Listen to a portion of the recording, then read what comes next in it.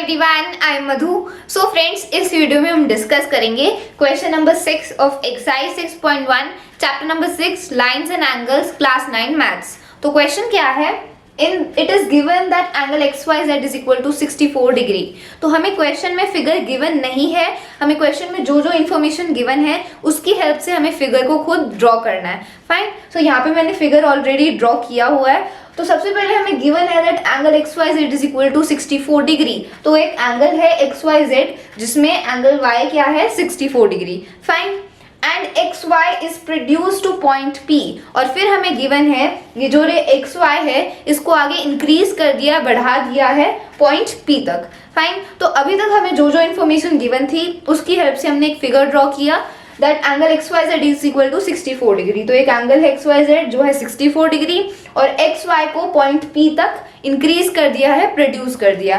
Fine, draw a figure from the given information. So इस information से हमने ये फिगर ड्रॉ कर लिया। Then if ray YQ bisects angle ZYP, और फिर हमें गिवन है दैट एंगल ZYP इस एंगल को एक रे बाइसेक्ट कर रही है। बाइसेक्ट करना मतलब उस एंगल को दो इक्वल पार्ट्स में डिवाइड कर देना, कट कर देना। फाइन, तो एक रे YQ एंगल ZYP को बाइसेक्ट कर रही है, मतलब दो इक्वल पार्ट्स में डिवाइड कर रही है। फाइन, सो एंगल ZYP कौन सा है, ये वाला एंगल ZYP, ये वाला कंप्लीट जो एंगल है ये ZYP है। और रे YQ, ये जो रे YQ है ZYP को बाइसेक्ट कर रही है, मतलब दो इक्वल एंगल्स में डिवाइड कर रही है। मतलब अगर YQ रे इस पूरे एंगल को बाइसेक्ट करेगी तो ये वाला एंगल और ये वाला एंगल दोनों एंगल्स क्या होंगे, इक्वल होंगे। फाइन, क्योंकि बाइसेक्ट करने का मतलब ही ये होता है कि उसको दो इक्वल पार्ट्स में डिवाइड करना। Fine, so YQ is bisecting the angle ZYP, इसीलिए ये वाला एंगल और ये वाला एंगल, ये दोनों एंगल्स क्या होंगे, इक्वल होंगे। Fine, then find angle XYQ and reflex angle QYP। हमें क्वेश्चन में फाइंड क्या करना है, एंगल XYQ। XYQ कौन सा एंगल है, XYQ, ये वाला complete angle.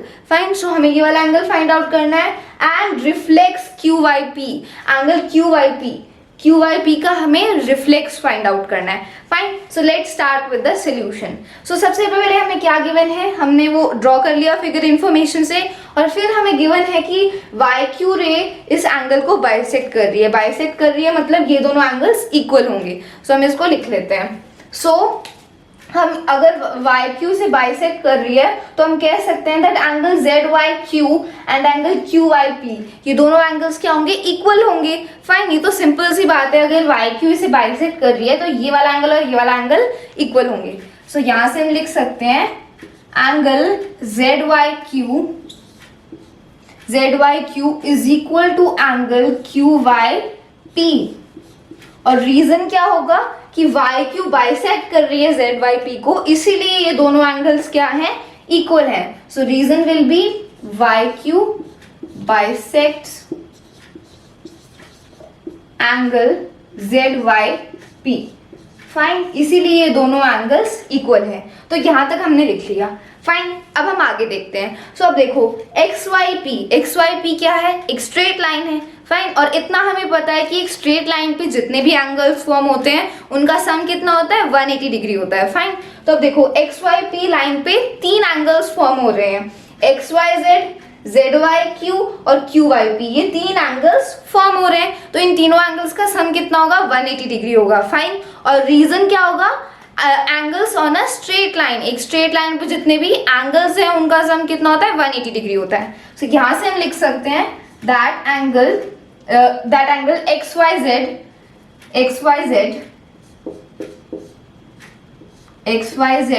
Plus angle ZYQ plus angle QYP is equal to 180 degree. और रीजन क्या होगा, angles on a straight line. यहाँ पे हम रीजन लीनियर पेयर नहीं लिखेंगे। लीनियर पेयर कब होते हैं, जब दो एंगल्स का सम 180 डिग्री होता है तो वो लीनियर पेयर होते हैं। पेयर दो चीजों का होता है ना, इसीलिए लीनियर पेयर हमेशा दो एंगल्स का होता है जब दो एंगल्स का सम 180 डिग्री हो। तो यहाँ पे दो से ज्यादा एंगल्स फॉर्म हो रहे हैं तो यहाँ पे हम रीजन में लीनियर पेयर नहीं लिख सकते, यहाँ पे हम रीजन लिखेंगे angles on a straight line. Fine, linear pair हमेशा दो एंगल्स का होता है। सो यहाँ हम लिखेंगे angles on a straight line, straight line, इसीलिए तीनों एंगल्स का सम कितना होगा 180 डिग्री होगा। सो ये रीजन हो गया। फाइन, अब देखो एंगल एक्स वाई जेड की क्या वैल्यू है 64 डिग्री, ये हमें ऑलरेडी गिवन है। फाइन, सो यहां से हम लिख सकते हैं that X Y Z is 64 degree plus angle Z Y Q plus, अब देखो ये हमें ऑलरेडी गिवन है, ये हमने ऑलरेडी गिवन है that Z Y Q is equal to angle Q Y P, ये दोनों एंगल्स इक्वल हैं, तो हम एंगल क्यू वाई पी की जगह एंगल जेड वाई क्यू भी लिख सकते हैं बिकॉज दोनों एंगल्स ऑलरेडी इक्वल हैं। फाइन, सो हम क्यू वाई पी की जगह लिखेंगे angle Z Y Q is equal to 180 degree as it is. Fine, तो यहां से it will be 64 degree plus, अब देखो Z Y Q plus Z Y Q, ये कितना हो जाएगा 2 into Z Y Q is equal to 180 degree. So यहां से 2 जेड वाई क्यू कितना हो जाएगा 64 डिग्री, उस side right hand side shift हो जाएगा, सो it will B 180 degree minus 64 degree. Fine, यहाँ पे ये माइनस हो जाएगा, सो 180 माइनस 64 ये कितना होता है 180 minus 64 is 116 degree, so it will B 116 degree. तो अब देखो यहाँ ये वैल्यू है 2 जेड वाई क्यू की, so angle Z Y Q की क्या वैल्यू हो जाएगी 2, यहाँ पे मल्टीप्लाई में है तो राइट हैंड साइड जाके डिवाइड में हो जाएगा, सो it will B 116 divided by 2, so 116 divided by 2 कितना होता है 58 डिग्री। फाइन, सो ये वैल्यू है एंगल जेड वाई क्यू की, so the value of angle Z Y Q is 58 degree, तो जेड वाई क्यू की वैल्यू है 58 डिग्री, तो हमने इस एंगल की वैल्यू कैलकुलेट कर ली विच इज 58 डिग्री। इस एंगल की वैल्यू हमें ऑलरेडी गिवन है। फाइन, अब देखो ये हमें गिवन है that angle Z Y Q is equal to angle Q Y P, ये दोनों एंगल्स ऑलरेडी इक्वल हैं, तो अगर जेड वाई क्यू 58 डिग्री है तो ये एंगल भी कितना होगा 58 डिग्री होगा। फाइन, सो इस एंगल की भी वैल्यू कितनी है 58 डिग्री। फाइन, सो यहां से तीनों एंगल्स की वैल्यू आ गई। फाइन, सो अब आप वीडियो को पॉज करके इसे नोट डाउन कर सकते हो। सो अभी तक हमने क्या किया, अभी तक हमने इन दोनों एंगल्स की वैल्यू कैलकुलेट कर ली। अब हमारे पास तीनों एंगल्स की वैल्यू आ गई है इजीली, अब हम एंगल एक्स वाई क्यू और रिफ्लेक्स क्यू वाई पी भी कैलकुलेट कर सकते हैं। So now let's move forward. So friends, now let's calculate the value of angle XYQ and reflex angle QYP. तो अभी तक हमने इन दोनों एंगल्स की वैल्यू कैलकुलेट कर ली, तो अब हम इजीली एंगल XYQ और रिफ्लेक्स एंगल QYP भी कैलकुलेट कर सकते हैं। तो सबसे पहले एंगल XYQ, तो एंगल XYQ ये जो एंगल है ये दो एंगल से मेडअप है, एंगल XYZ और एंगल ZYQ, ये दो एंगल से मेडअप है। तो अगर हम XYZ में ZYQ ऐड कर दें, इन दोनों एंगल्स को ऐड कर दें, तो हमें क्या मिलेगा XYQ। Fine, so angle XYQ को हम कैसे लिख सकते हैं, angle XYZ plus angle ZYQ। So यहां से हम लिख सकते हैं that angle XYQ is equal to angle XYZ plus angle ZYQ। So यहां से एंगल XYQ कितना हो जाएगा, it will be equal to XYZ कितना है 64 degree, so it will be 64 degree plus अब angle ZYQ, so ZYQ is 58 degree, ये हमने कैलकुलेट किया था अभी।